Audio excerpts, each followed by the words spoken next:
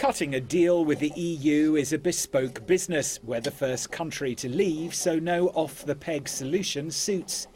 It was a year ago that they unveiled the Brexit pattern, with Theresa May drawing chalk lines everywhere, including a commitment to leaving the single market, taking back control of our borders and our laws, and also giving Parliament a vote on the final deal.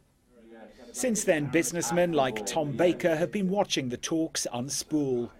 I think it just needs to be gotten on with and the new pastures discovered, and for the whole thing just to take on a new dimension. As I said before, it's never a good idea to go back to a partner who you've left, because it always usually ends up in disaster.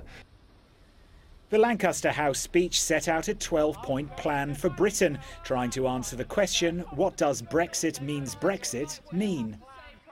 What I am proposing cannot mean membership of the single market.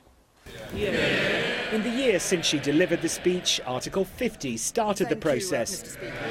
The Article 50 process is now underway, triggering monthly clashes in Brussels. The sums that I have seen that they propose to demand from this country seem to me to be extortionate, and I think to go whistle is an entirely appropriate expression. I'm not hearing any whistling, just the clock ticking. Well, in December, a deal over the three separation issues, Ireland, the divorce bill and EU citizens, allowed trade talks to progress.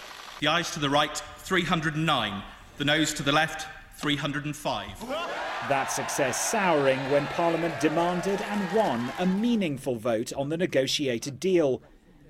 But hemmed in by red lines and an approaching deadline, how do both sides in this debate assess progress?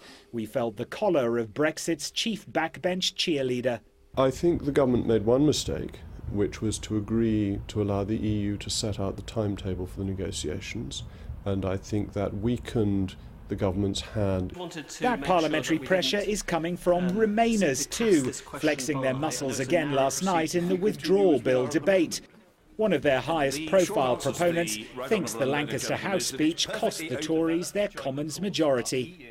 I was disappointed by the speech because the Prime Minister set down these red lines. No single market, no customs union.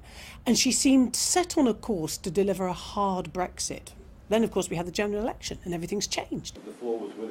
Tailoring Brexit remains a painstaking process. An outline deal could be revealed in October, giving national parliaments and Westminster time to measure and approve its contents before Brexit Day on March 2019. It's unlikely to be a perfect fit for everyone. Robert Nisbet, Sky News, Soho.